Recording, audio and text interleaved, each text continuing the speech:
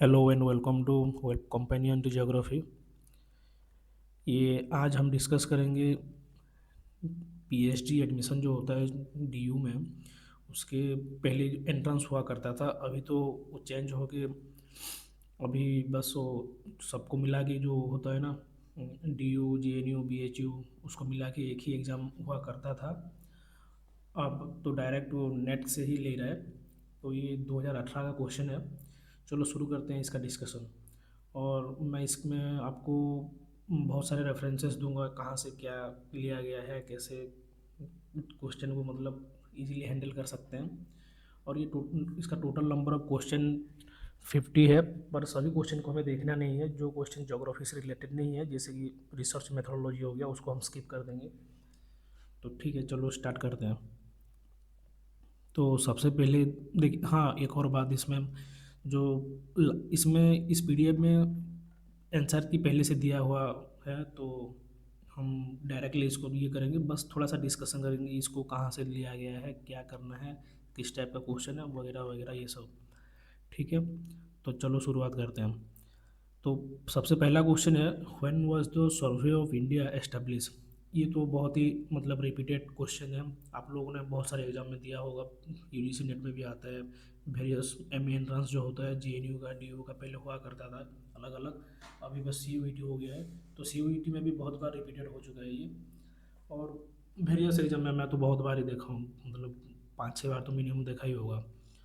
तो इसका correct answer है 1767। और आपको पता होगा इसका हेडक्वार्टर है देहरादून में। तो ठीक है, नेक्स्ट क्वेश्चन देखते हैं। When does one use Pearson coefficient of correlation. Pearson coefficient of correlation पूछ रहा है, तो आपको जैसे कि पता होगा कोरिलेशन की जो बेसिक्स कोरिलेशन है उसके दो मेथड्स होते हैं कोरिलेशन कोफिशिएंट निकालने के लिए। एक होता है रैंक कोरिलेशन, जो कि पता नहीं जो वो जो दिए हैं उसका प्रोपाउंडर कौन है, याद नहीं आ रहा है, वो थोड़ा चेक कर लेना। और दूसरा है पियर्सन कोरिलेशन कोफिशिएंट। तो पियर्सन कोरिलेशन कोफिशिएंट जो ये इसका दो मेन एट्रीब्यूट्स होता है। और एट्रीब्यूट्स या फिर जो वेरिएबल्स बोलते हैं जिससे हम कैलकुलेट करते हैं, या फिर कंपोनेंट बोल दीजिए। तो इसका मीन यूज होता है और स्टैंडर्ड डेविएशन यूज होता है। तो हमको ये भी पता है कि जहाँ पे mean and standard deviation use होता है वो पैरामीट्रिक होता है। तो बहुत बार ऐसे क्वेश्चन आता है कि कौन सा इसमें से पैरामीट्रिक है, कौन सा नॉन पैरामीट्रिक है। तो उसमें आपको ध्यान रखना है कि जिसमें मीन और स्टैंडर्ड डेविएशन यूज होता है वो पैरामीट्रिक है। और यहाँ पे पूछ रहा है कि कौन सा हम किस पे हम यूज करते हैं। तो आप लोगों को भी पता होगा कि जैसे जहाँ पे नॉर्मली डिस्ट्रीब्यूशन होता है, हाँ जहाँ पे मीन या फिर स्टैंडर्ड डेविएशन यूज होता है वहीं पे नॉर्मली डिस्ट्रीब्यूशन होता है। तो इसका आंसर हो जाएगा one the data is normally distributed. काफ़ी बार ये क्वेश्चन पूछा जा चुका है, मतलब इससे रिलेटेड क्वेश्चन आते रहते हैं। कौन सा ये है मतलब पैरामीट्रिक है, कौन सा नॉन पैरामीट्रिक है। ठीक है, तो नेक्स्ट क्वेश्चन चलते हैं। Which among the following is not an indicator in the calculation of human development index। Human development index में आप लोगों को पता होगा तीन कंपोनेंट होता है मेनली। मेनली क्या, यही तीन कंपोनेंट ही होता है। तो एक हो गया लिटरेसी रेट, जो कि यहाँ पे है एडल्ट लिटरेसी रेट। एक हो गया लाइफ एक्सपेक्टेंसी, या फिर जो क्या बोलते हैं मतलब कितना एज तक वो ये कर सकता है, लाइफ एक्सपेक्टेंसी मतलब वो। यही दो कंपोनेंट है। और एक जो सबसे ज़रूरी है वो है इनकम, जो कि हम ग्रॉस डोमेस्टिक प्रोडक्ट इसको या फिर नेट डोमेस्टिक प्रोडक्ट में भी ले सकते हैं। तो ये तीन कंपोनेंट हो गए, तो कौन सा बच गया, ये वाला पॉपुलेशन बिलो पॉवर्टी लाइन, ये वाला। तो करेक्ट आंसर हो जाएगा ये वाला। ओके, नेक्स्ट है, who propounded the concept of normal cycle of erosion. Normal cycle of erosion, ये तो बहुत ही बेसिक सा क्वेश्चन है। और 2018 में जहाँ तक ज़्यादातर यूट्यूबर नहीं हुआ करते थे, मतलब लिमिटेड होता था सोर्स पढ़ने के लिए। तो ये उस वक्त के क्वेश्चन है, तो आप उसी हिसाब से इसको मतलब ध्यान में रखिए कि 2018 का क्वेश्चन है। अभी ऐसा क्वेश्चन नहीं आते पीएचडी एग्जाम में, पर फिर भी आपको प्रैक्टिस के लिए पता होना चाहिए। और ये मैं ये एक्सपेक्ट करता हूँ कि सभी को पता होगा कि नॉर्मल साइकिल ऑफ इरोजन, या फिर तो जोग्राफिकल साइकिल भी बोला जाता है इसको। और ये तो मतलब स्टार्टिंग में ही फर्स्ट सेमेस्टर में ही पढ़ाया जाता है। आप जब ग्रेजुएशन में जाएंगे कि ये डेविस का जो होता है, इसका प्रोपाउंडर डेविस है, WM डेविस या फिर विलियम मॉरिस डेविस बोलिए, तो ये इस तरह का कुछ होता है दोनों। मतलब इसका टोटल एक प्राइमरम्प या फिर जो इनिशियल स्टेजेस बोलते हैं, फिर यूथ होता है, मैच्योर होता है, फिर ओल्ड स्टेज होता है। हाँ, तो ये हो गया। आप इसको देखिए। और इसका जो और ऑप्शन है इसको भी देख लेते हैं। वाल्थर पेंग का होता है वो मॉर्फोमेट्रिक एनालिसिस वाला। तो उसमें भी बस सेम रहता है, उसका नाम बस अलग अलग है। पहले इनिशियल स्टेज इसको प्राइमरम बोलते हैं, फर्स्ट स्टेज इंडी होता है, ग्लिच फॉर्मिंग होता है, फिर एबस्टेज इंडी होता है। ग्लिच फॉर्मिंग में फिर 3 स्टेज होता है, A B C 3 स्टेज होता है, ठीक है। और एंड में डेविस का होता है मोनाडनॉक्स, और इनका होता है एनरम्ब, ये पैंग का। और इसमें एलसी किंग का भी आपको पता होगा, उनका वो उन्होंने काम किया था सवाना साइकिल में। सवाना साइकिल यानी वो सेमी रीड में किया था, सवाना साइकिल किसी और का है। वो थोड़ा आप उसको चेक कर लीजिए कौन किसके है, पर इन्हीं के नहीं है। एलसी किंग का है क्या होता है, हाँ पैरेलल रिट्रीट जो होता है इनका, स्लोप ऑफ पैरेलल रिट्रीट का बहुत बार क्वेश्चन आ जाता है इनका। और एंड्री गुडी को आपको पता होगा, ये एंड्री गुडी का बहुत सी फेमस किताब है एनसाइक्लोपीडिया ऑफ जियोमॉर्फोलॉजी। हाँ इनका एंड्री गुडी का। अब एक और बुक है जो पूरा वर्ल्ड फेमस है, ह्यूमन एनवायरनमेंट या फिर ऐसा कुछ है, उसको भी एक बार चेक कर लीजिए। आप कभी भी मतलब पूछ सकता है ये, मतलब प्रोबेबल क्वेश्चन हो सकता है ये अपकमिंग एग्जाम से। और इनका तो, और हाँ एक डिक्शनरी भी है वो, एनसाइक्लोपीडिया ऑफ फिजिकल ज्योग्राफी जो है ना, वो उसको डिक्शनरी ऑफ फिजिकल ज्योग्राफी बोलता है। ये उनका एक मेन एडिटर थे, उनके साथ और भी मतलब इनके साथ और भी हैं, और भी जो होते हैं इनके, ठीक है। नेक्स्ट क्वेश्चन है, with which country does India share longest international borders. तो आपको याद करना होगा पहले किस किस के साथ मतलब बॉर्डर शेयर करता है। चाइना हो गया, बांग्लादेश हो गया, और भूटान हो गया, नेपाल हो गया, अफगानिस्तान में भी है जो कि पीओके में आता है। तो सबसे ज़्यादा लॉन्गेस्ट बॉर्डर है बांग्लादेश में। ये भी क्वेश्चन बहुत बार रिपीट हो चुका है। और उसके बाद कौन सा है, उसके बाद है पाकिस्तान, और उसके बाद है चाइना। उसके बाद चाइना है या पाकिस्तान है, इसको एक बार चेक कर लीजिए। मुझे लगता है उसके बाद पाकिस्तान है, फिर उसके बाद चाइना है। Which of the following is not a division of National Survey Organization NSSO।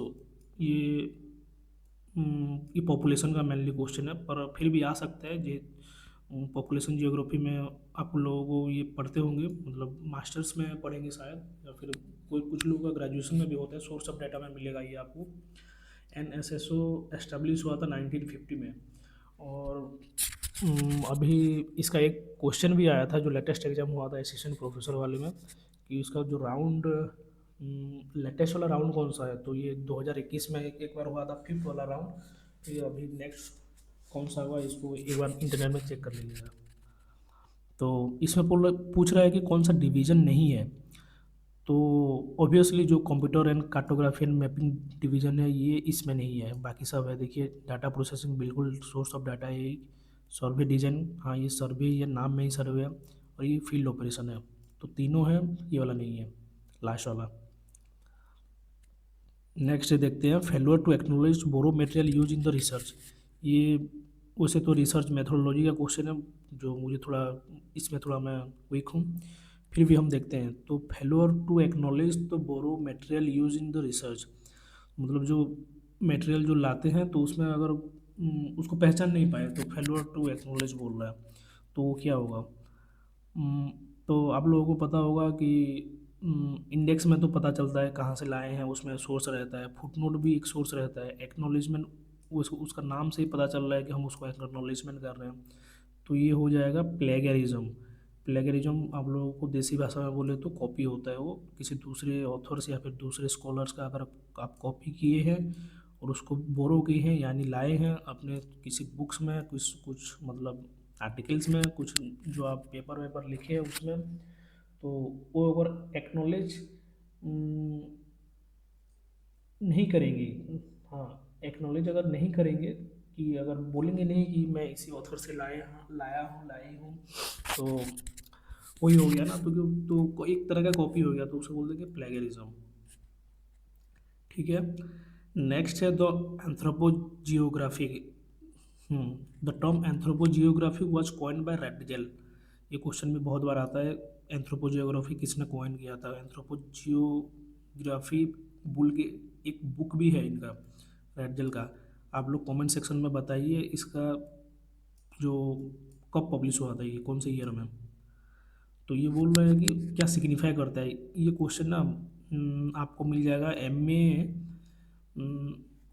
जो एंट्रेंस एग्जाम होता है, ये पहले 2-3 बार, एक बार तो यूजीसी नेट में भी आया ये वाला क्वेश्चन, और एक बार आया है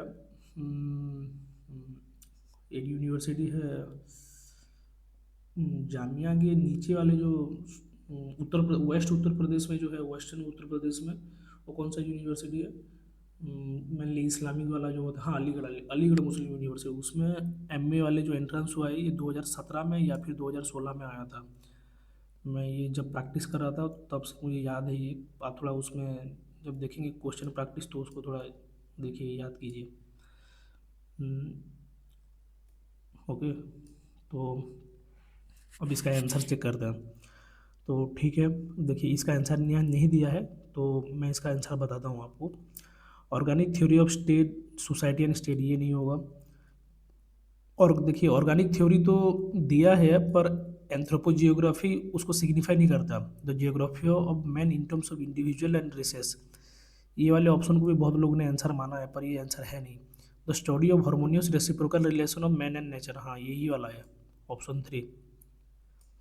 geography of man and his work in relation to the earth surface, ये एक तरह का स्टेटमेंट है, ये आपको लगेगा ये इससे रिलेटेड है, पर ये है नहीं है।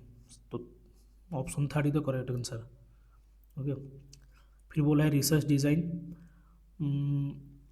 तो ये आ गया फिर रिसर्च मेथोडोलॉजी वाला। तो रिसर्च डिज़ाइन क्या होता है, तो एक तरह का आपको एक जो स्रोत जो होता है उसको एग्जीक्यूट करने के लिए आपको पहले एक डिज़ाइन करना पड़ेगा कि किस मतलब दिशा में आपको जाना है, और कौन सा एक मेथड यूज करना है, फिर उसमें कंक्लूजन आएगा तो फिर उसको आगे फिर कैसे बढ़ना है, या फिर उसको करेक्ट कैसे करना है अगर गलती हो गई तो यही है। और मुझे इसके बारे में उतना डिटेल्स नहीं पता, तो डायरेक्ट हम आंसर देख लेते हैं। एक framework for every stage of collection and analysis of the data.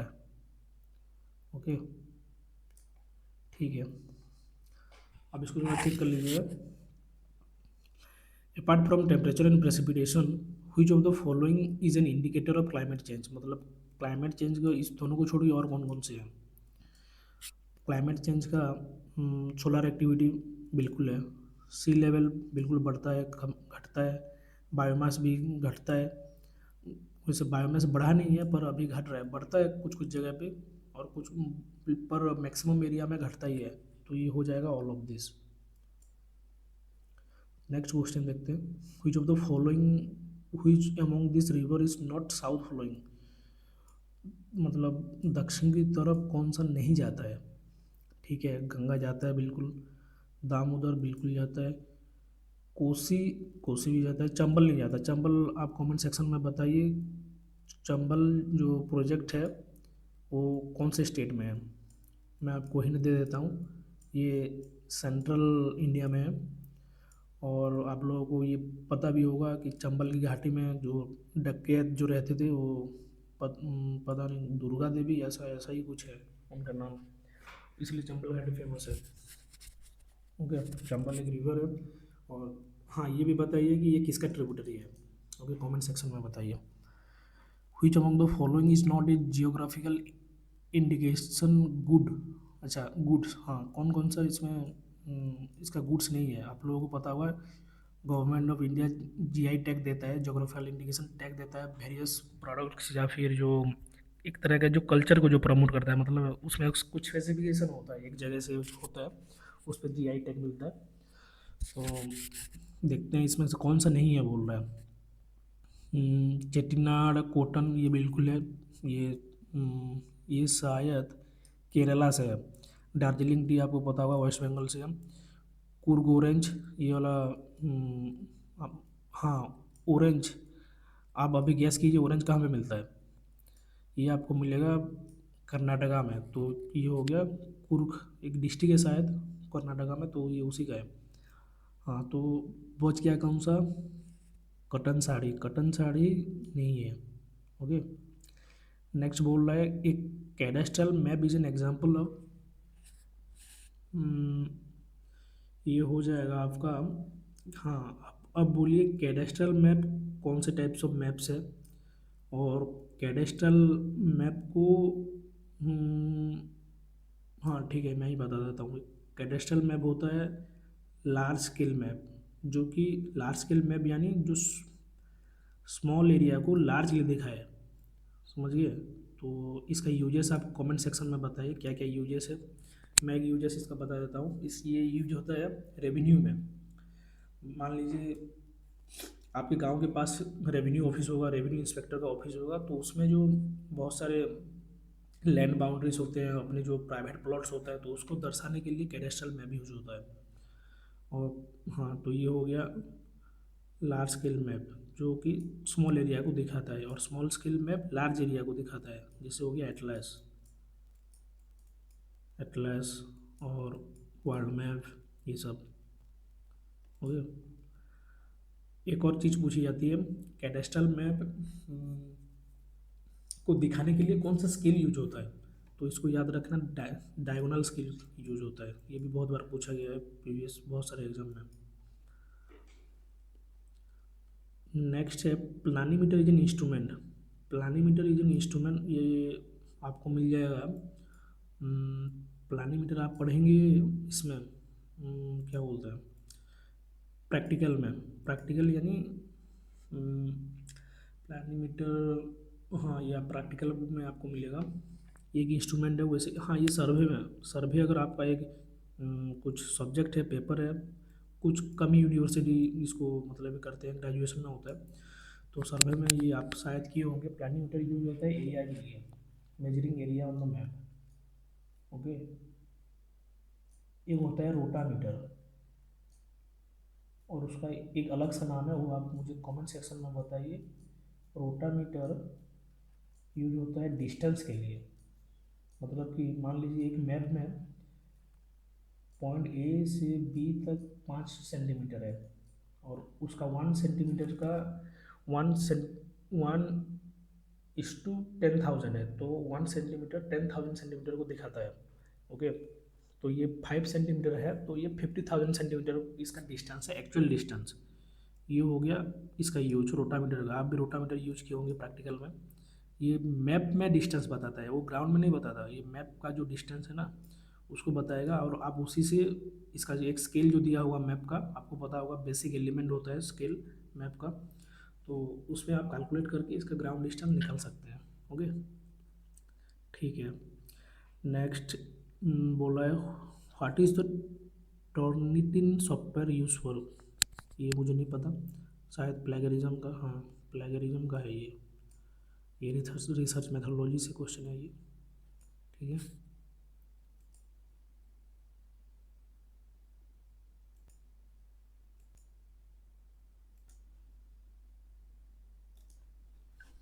Okay. Next है what is the number of member countries of United Nation Organization. United UNO जो होता है, वो सभी कंट्रीज़ को लेके बनाया गया है। ये शायद 1950 में, हाँ इसका एस्टेब्लिश ईयर थोड़ा चेक कर लीजिएगा, 1950 में बना है शायद। तो टोटल नंबर ऑफ कंट्रीज अभी कितने हैं ये भी कमेंट सेक्शन में बताइए। तो इसका हो गया 93। ये 2018 में 193 है, उसके बाद पता नहीं शायद एक ही कंट्री बड़ा है, या फिर 194 होगा, या फिर अभी करंट में 194 है क्या, थोड़ा चेक कर लीजिएगा। ओके। तो 193 इसका करेक्ट आंसर है। What is the scale of international map. International maps जो होते हैं, उसके स्केल पूछा है, तो इसका स्केल हो गया 1:1 मिलियन। ये हो गया मिलियन मैप, समझिए। मिलियन मैप, इसका रेफरेंस आपको मिल जाएगा। ये भी बहुत बार क्वेश्चन पूछा गया, पर ऐसा नहीं पूछता। इसका जो होता है ना, वो दूसरा वाला पूछता है। मिलियन मैप्स का उसका वो नंबर दिया रहता है, और उसका अब स्केल बताने के लिए नहीं बोलता, पर हाँ स्केल बताने के लिए बोलता है, जो रिप्रेजेंटेटिव फ्रैक्शन में होता है। ओके, इसी सेम टाइप का। तो इंटरनेशनल मैप भी आपको मिल जाएगा। इंटरप्रिटेशन ऑफ, क्या बोलते हैं उसे, कौन सा मैप है वो, टोपोग्राफिकल मैप। हाँ, तो ये आप उसी सेक्शन में आपको मिल जाएगा, इसका स्केल क्या क्या होता है इंटरनेशनल मैप का। ठीक है, okay. Research is defined as, ये तो रिसर्च वाला फिर आ गया। Working in a scientific way to for search for truth of any problem. अच्छा, साइंटिफिक वे, ठीक है, यही इसका करेक्ट आंसर है।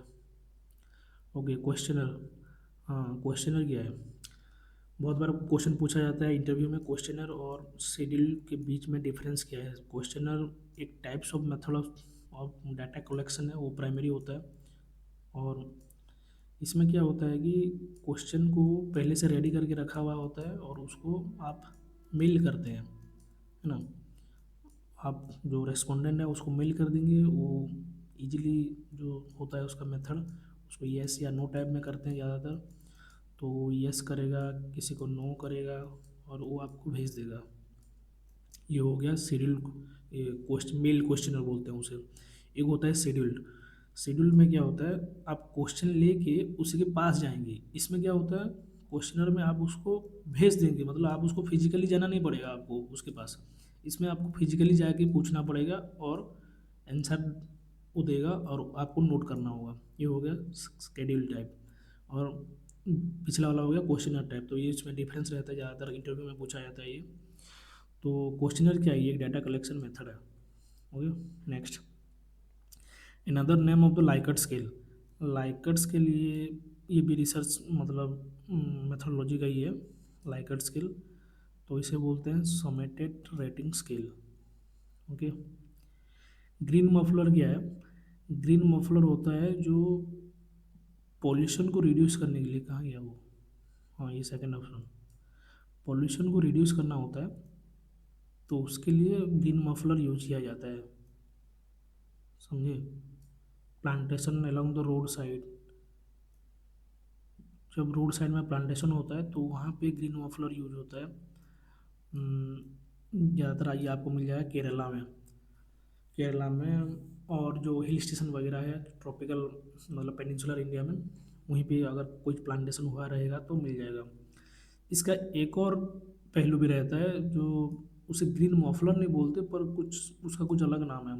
वो यूज होता है जब ट्रांसपोर्टेशन होता है ना, स्टोन या फिर बालू का, सैंड एंड स्टोन का, मतलब एक जगह से दूसरा जगह जाना है, मान लीजिए एक हाईवा ट्रक में जाना है, तो उसमें वो लगा रहता है एक ग्रीन का, उसे मफलर नहीं बोलते, पर एक तरह का वो जो होता है ना, कवरेज, कवर, जो ग्रीन कवर रहता है, ताकि वो बालू नीचे ना गिरे रोड पे, या फिर स्टोन जो है नीचे ना गिरे, तो एनवायरमेंटली कोई दिक्कत ना हो, सस्टेनेबल होता हुआ मतलब चलता रहे, इसीलिए, या फिर कोई रोड एक्सीडेंट ना हो जाए, इसलिए उसको एक ग्रीन कवर दिया जाता है।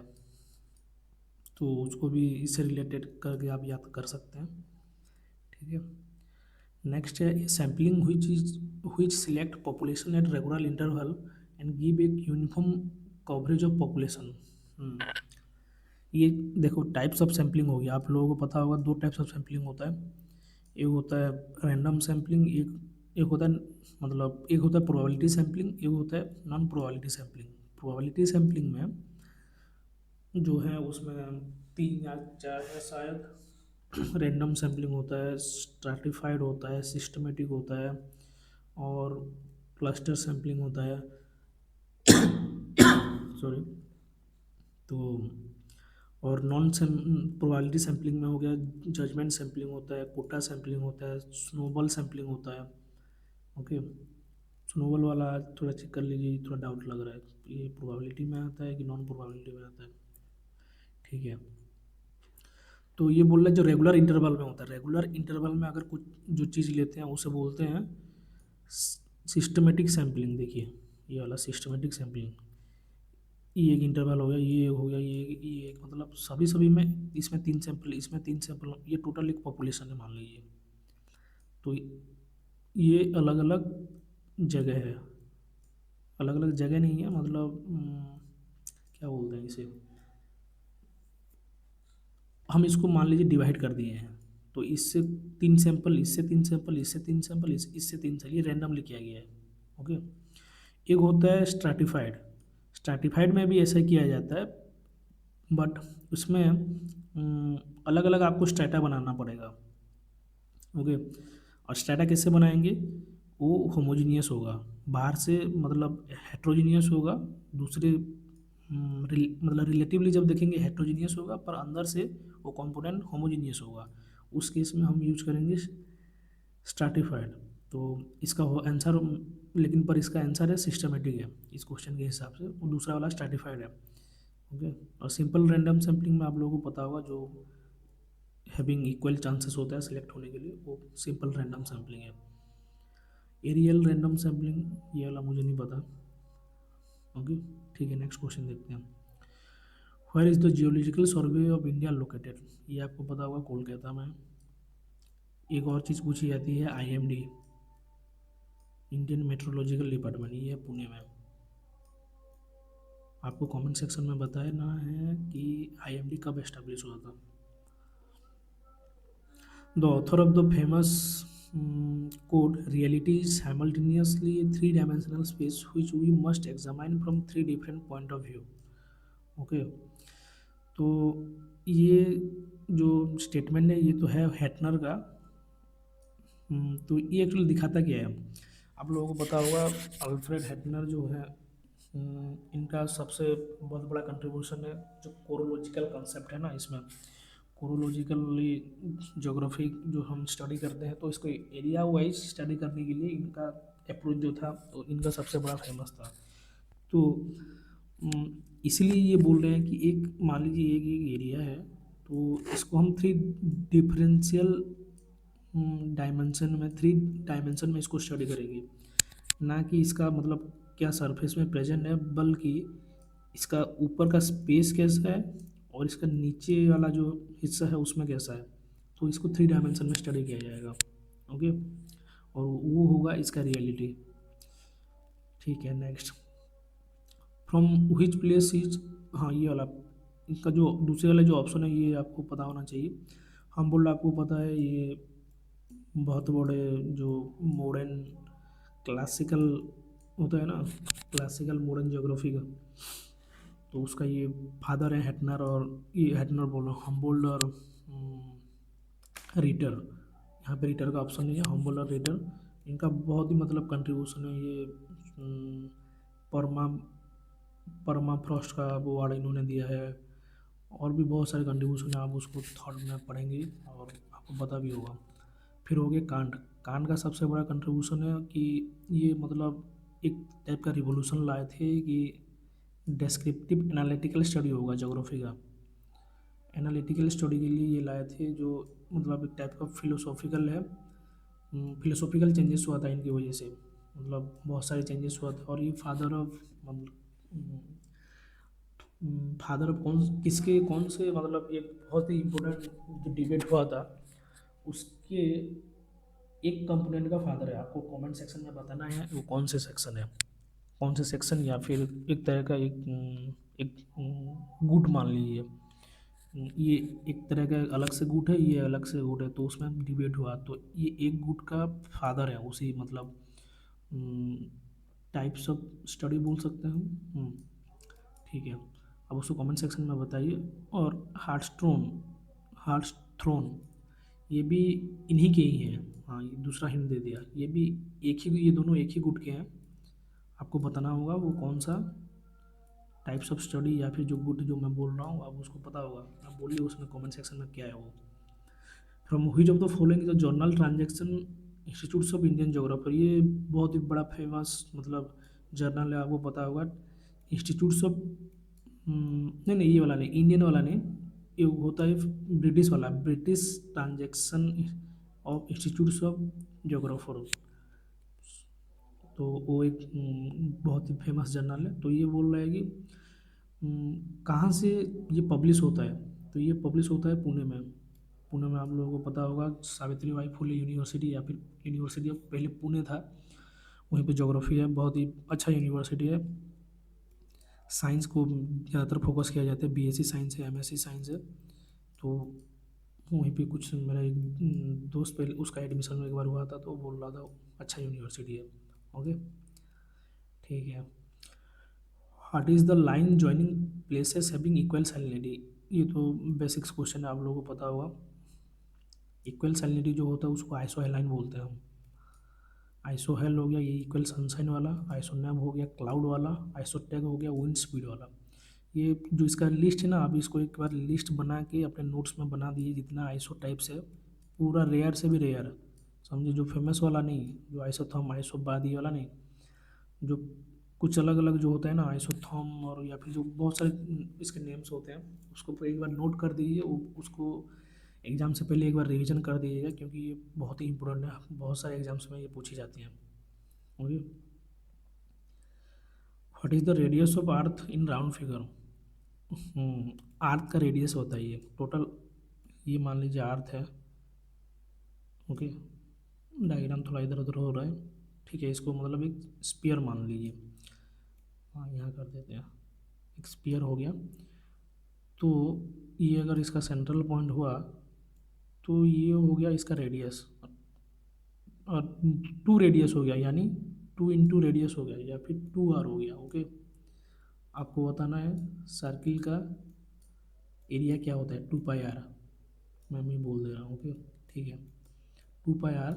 तो ये मान लीजिए अर्थ है, तो ये उसका टोटल हो गया डायमीटर यहाँ से यहाँ तक। ओके, स्ट्रेट लाइन अगर खींच लिए तो उसका ये हो गया डायमीटर।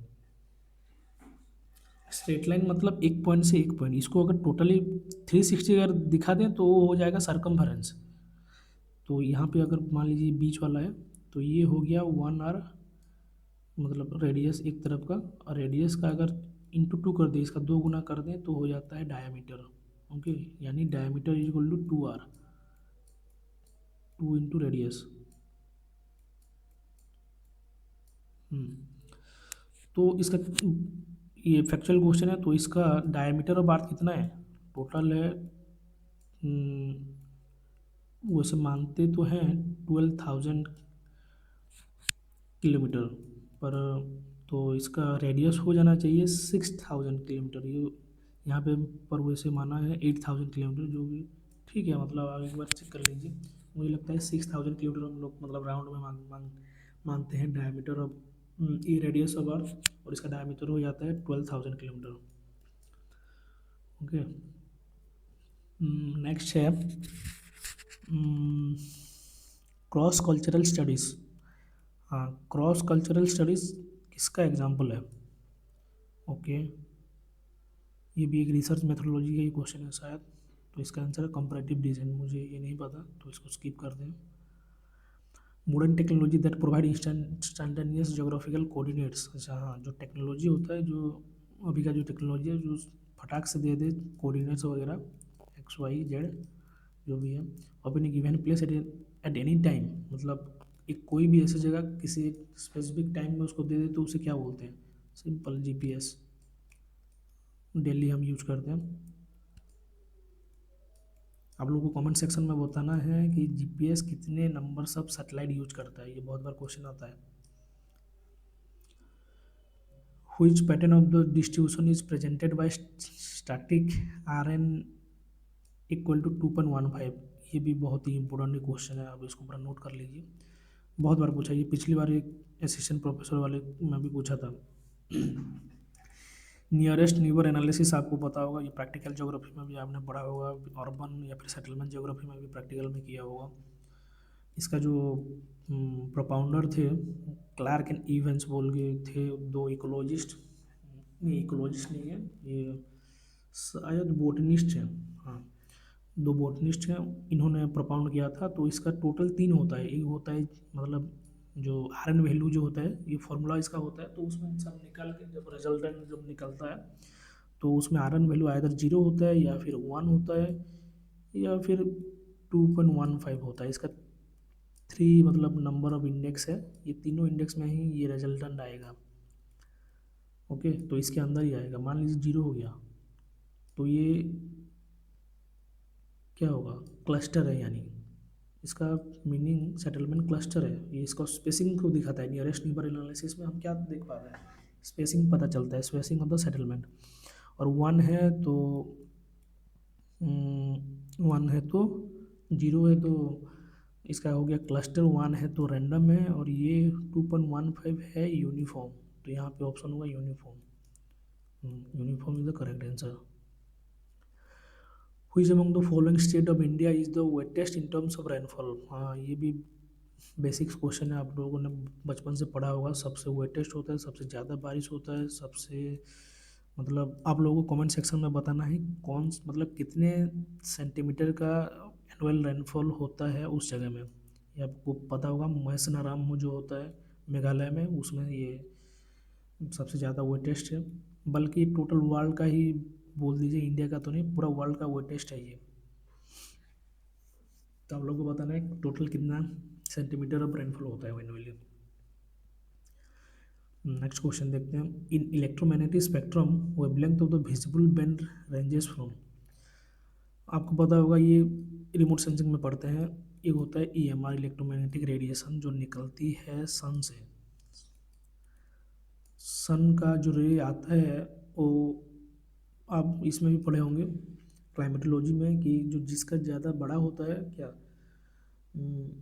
जितना ज़्यादा टेम्परेचर होता है, ये कौन सा लॉ है ये भी आप बताइए, मैं जो बोल रहा हूँ अभी कमेंट सेक्शन में। ये कौन सा, किसने ये लॉ दिया था, इसका एक पूरा स्पेसिफिक नाम है। जिसका ज़्यादा बड़ा टेम्परेचर जो रेडिएट करता है ना, तो उसका वेवलेंथ जो निकलता है वो सबसे कम होता है, वो शॉर्ट वेव होता है, जैसे कि हो गया सन।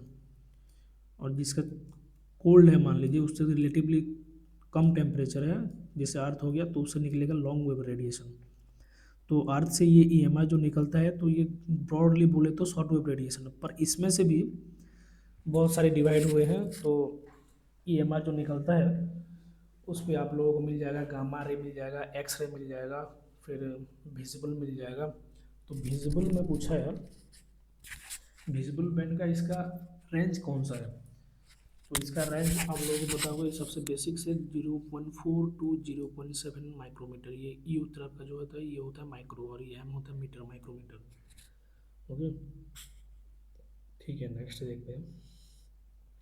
To which of the two which school of geographic perspective does y fit one belong. तो ये होगा वाईफिट वन, आप लोगों को पता होगा, बहुत ही क्या बोलते हैं प्रसिद्ध या फिर जो फेमस जियोग्राफर है तो ये चाइनीज, पर रहते हैं यूएस में। अभी उनका शायद है या डेड हो गया, मुझे नहीं पता। ये एक जो ह्यूमनिस्टिक ज्योग्राफी बोल के जो स्कूल है थॉट में, बहुत ही इम्पोर्टेंट स्कूल है।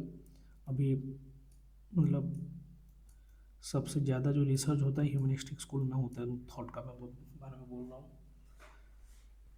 ह्यूमनिस्टिक, ये नहीं, एम नहीं होगा, ह्यूमनिस्टिक स्कूल। ये ह्यूमनिस्टिक स्कूल के प्रतिपादक हैं, या फिर प्रोपाउंडर, या फिर फाउंडर, कुछ भी बोलिए, ह्यूमनिस्टिक। ओके, ये फिर पैसेज आ गया, इसको स्किप कर दें।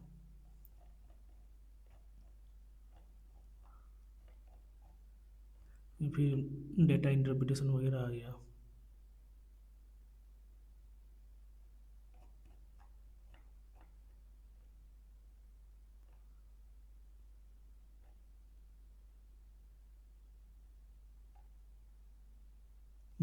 ठीक है। Which sampling technique would you recommend for selection of 10,000 household in Delhi for a study? हाँ, ये अच्छा क्वेश्चन है प्रैक्टिकल। तो बोल रहा है कि अगर दिल्ली में आपको एक सर्वे करना है और टोटल उसका हाउस होल्ड 10,000 का सर्वे करना है, तो आपको कौन सा इसमें से यूज करना है।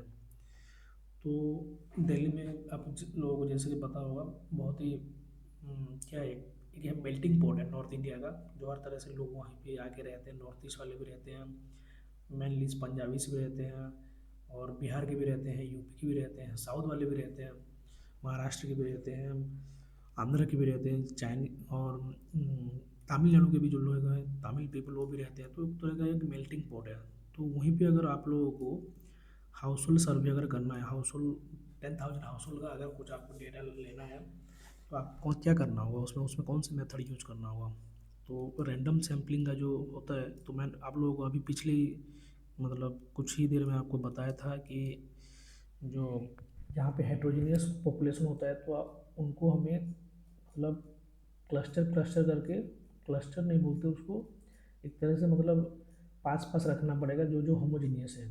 तो हाउस होल्ड को अगर सर्वे करना है 10,000 और वो भी दिल्ली में, तो इसका आंसर दिया नहीं है, पर मुझे लगता है सबसे प्रोबेबल आंसर होगा स्ट्रैटिफाई रैंडम सैम्पलिंग। ओके, ठीक है, next. Which one of the northeastern state had the highest percentage of tribal population? हाँ, ये बहुत ही इम्पोर्टेंट क्वेश्चन है। नॉर्थ ईस्ट स्टेट है ये, मान लीजिए नॉर्थ ईस्ट स्टेट। हाँ, total north east seven sister बोलते हैं उसे।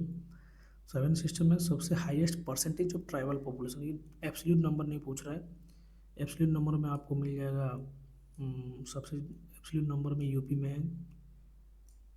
जाहिर सी बात है, यूपी में सबसे ज़्यादा पॉपुलेशन है, तो यूपी में ही आपको मिलेंगे। पर परसेंटेज वाइज बोल रहा है, तो परसेंटेज वाइज सबसे ज़्यादा है लक्षद्वीप में। डेटा आप ये इसे क्रॉस चेक कर देना एक बार। लक्षद्वीप में, उसके बाद है मिजोरम। तो यहाँ पे नॉर्थ ईस्ट पूछा है, तो सबसे ज़्यादा होगा मिजोरम पे।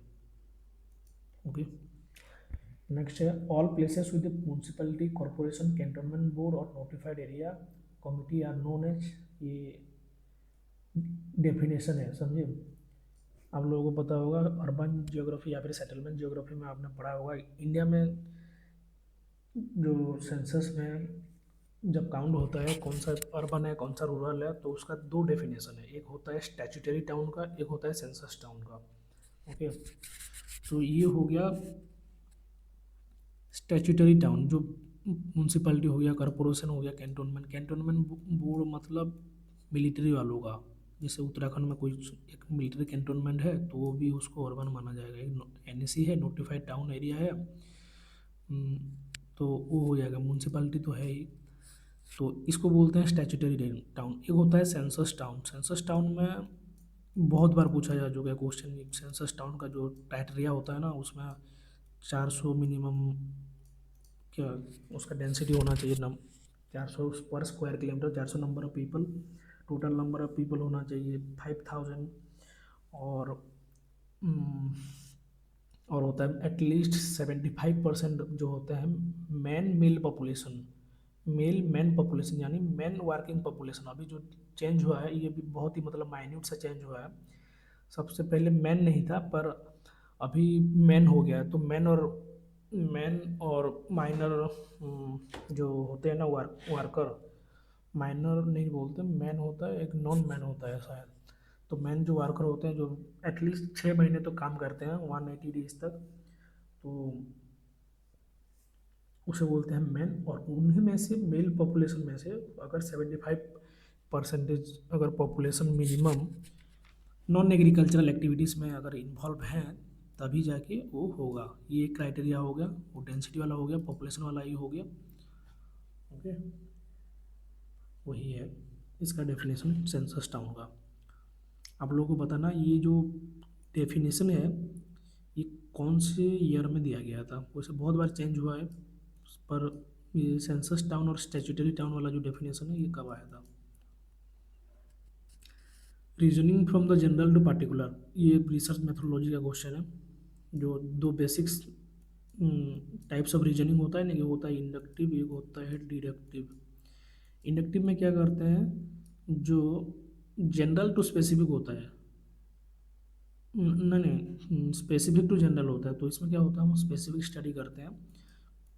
मान लीजिए मैं 10 कंटिनेंट, कंटिनेंट तो 10 नहीं है टोटल, जितने भी कंटिनेंट हैं, तो मान लीजिए मैं एक यूएस में, नॉर्थ अमेरिका में एक सैंपल लिया और एक स्टडी किया, और इंडिया में एक स्टडी किया, वो एशिया हो गया, नॉर्थ अमेरिका हो गया, वो एशिया हो गया, अफ्रीका में एक, सोमालिया में एक ले लिया, और एक ऑस्ट्रेलिया में ले लिया, और एक यूरोप के जर्मनी में ले लिया।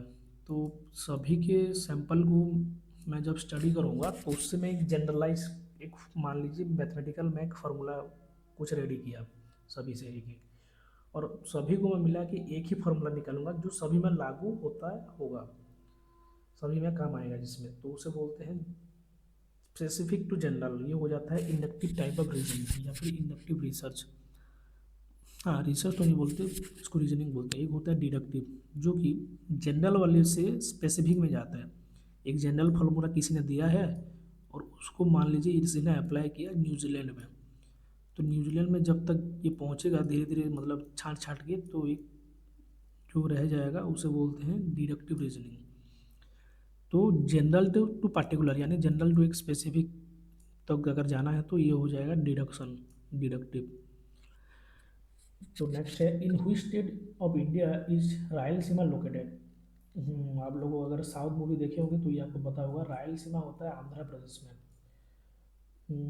यहाँ पे तो मैं ड्रॉ नहीं कर सकता, पर आप लोग देखिएगा जो ये जो मैप है पेनिनसुलर इंडिया का, ये वाला, ये वाला, ये तो हो गया उड़ीसा, ये हो गया आंध्रा, ओके। तो ये वाला जो इलाका है इसे बोलते हैं Rayalaseema, okay.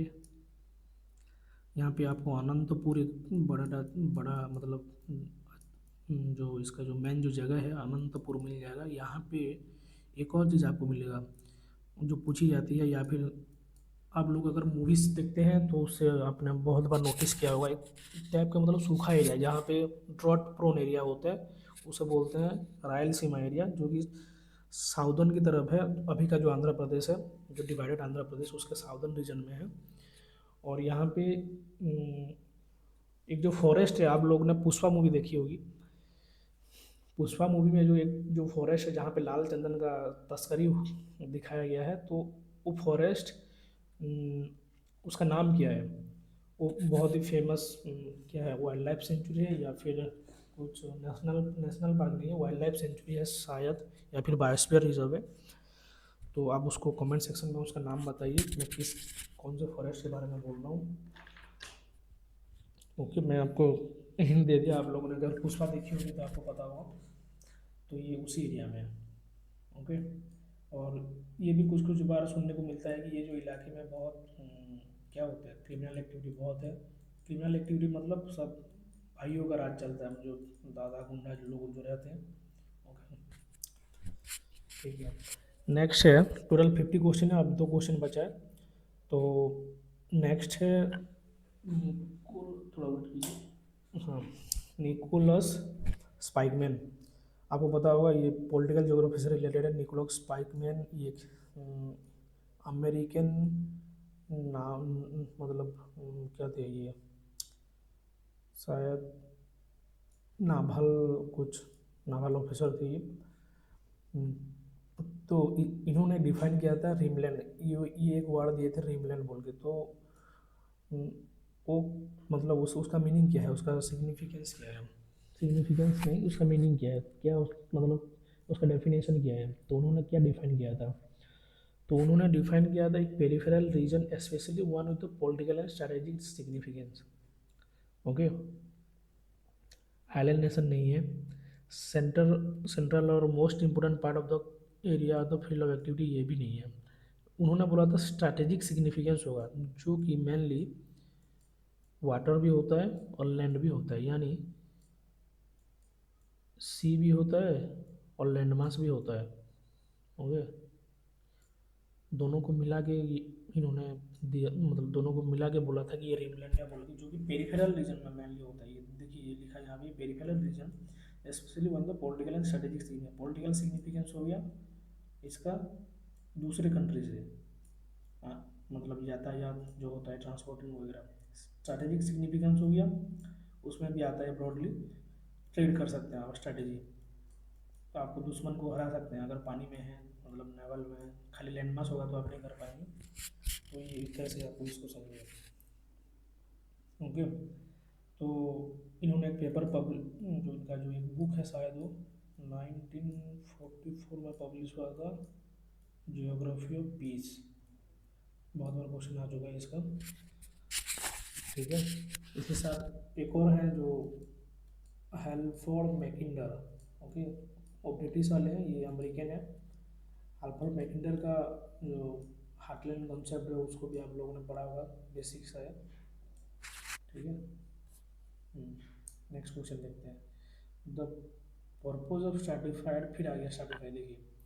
The purpose of stratified random sampling is to make certain that, मतलब इसमें हम क्या परखते हैं, क्या सर्टेन करते हैं, जिसमें participant chosen for the study are one who most likely to react to treatment, ये नहीं है। तो sample proportionally present individual from different category, हाँ ये हो सकता है, डिफरेंट कैटेगरी ऑफ पॉपुलेशन से हम अगर इंडिविजुअल चूज करेंगे, बिल्कुल। ये आंसर। दूसरा देख लेते हैं, every member of population is inequal, जहाँ ये रैंडम सैम्पलिंग है। थर्ड ऑप्शन रैंडम सैम्पलिंग है। The sample is most representative target population then the accessible, most representative, इसको भी एक टाइप्स ऑफ सैम्पलिंग बोलते हैं, याद नहीं आ रहा है शायद। ठीक है, तो इसका आंसर हो गया जिसमें से डिफरेंट कैटेगरी से चूज किया जाए सैंपल को। तो ये हो गया हमारा 50 क्वेश्चन।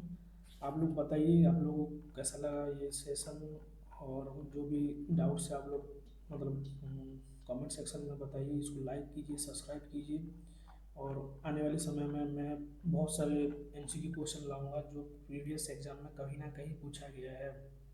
ये जैसे DU MPhil PhD जो है 2018 का, ये 2018 वाला क्वेश्चन है। पहले एंट्रेंस हुआ करता था, अभी नहीं हो रहा है, अभी UGC नेट के स्कोर कार्ड से एडमिशन हो रहा है। तो ये जो क्वेश्चन है MCQ, आप लोगों को बहुत सारे एग्जाम में काम आएंगे, जैसे असिस्टेंट प्रोफेसर हो गया, UGC नेट में भी काफ़ी बार आता है। तो ठीक है, फिर आप कैसा लगा ये सेशन मुझे बताइए, और कमेंट सेक्शन में इसको लाइक कीजिए, शेयर दोस्तों के साथ शेयर कीजिए। Okay, signing off, this is companion to geography. Okay.